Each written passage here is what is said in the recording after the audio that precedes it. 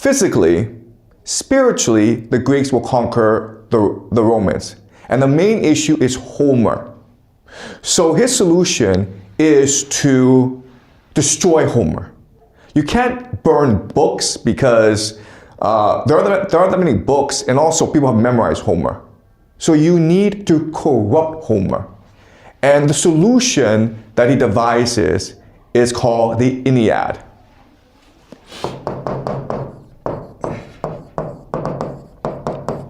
And we can consider the Aeneid as the anti-Homer, okay, or the inversion of Homer, taking the ideas of Homer and inverting them. Okay? So this becomes the Bible of the Roman Empire, meaning that if you're a schoolboy, you have to memorize the Aeneid. And this is the main way that you learn Latin, the official language of the Roman Empire.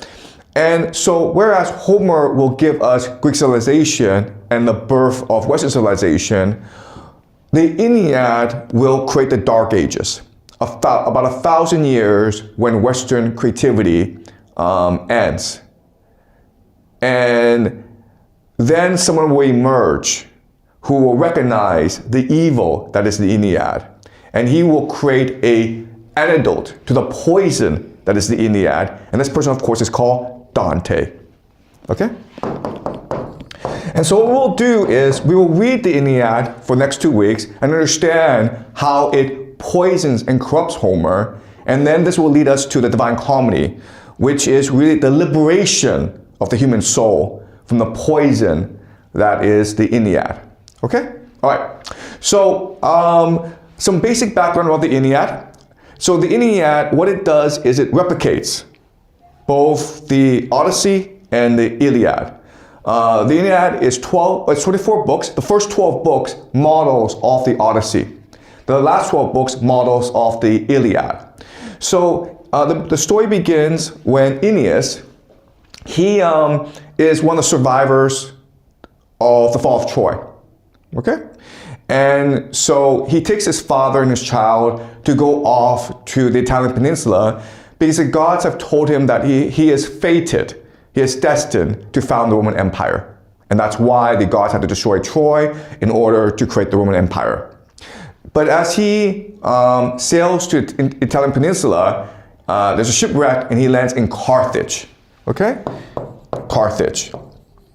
And there he meets the queen Dido. And the Carthaginians and Dido are extremely hospitable to Aeneas. And so they have this huge banquet, and Aeneas is telling her about the story of the fall of Troy, how Troy fell. Remember that Homer doesn't actually discuss the fall of Troy, but Aeneas will discuss the fall of Troy. And by discussing the fall of Troy, his main purpose is to show how duplicitous, manipulative, deceptive the Greeks are. Okay? He's also going to tell us why the values of Homer are evil, why love is evil, why love will lead you into tragedy. And then by telling the story, what will happen is that Aeneas will seduce Dido.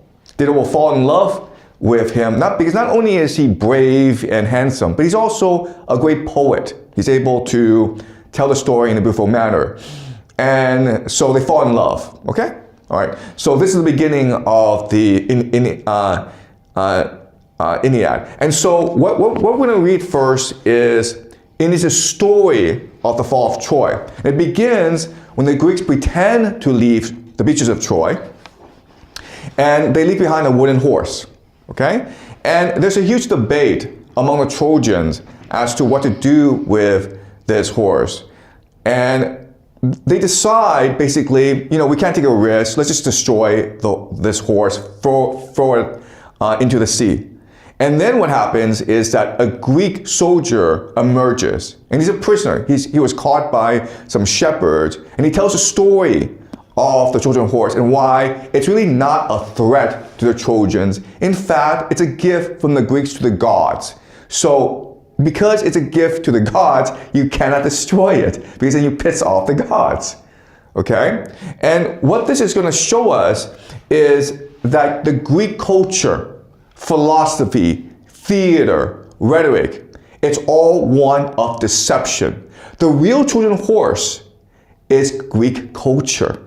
You cannot let Greek culture into Rome because then it will corrupt and poison the empire from within. Okay? So again, this is propaganda. So it's very blatant what they're doing. Okay?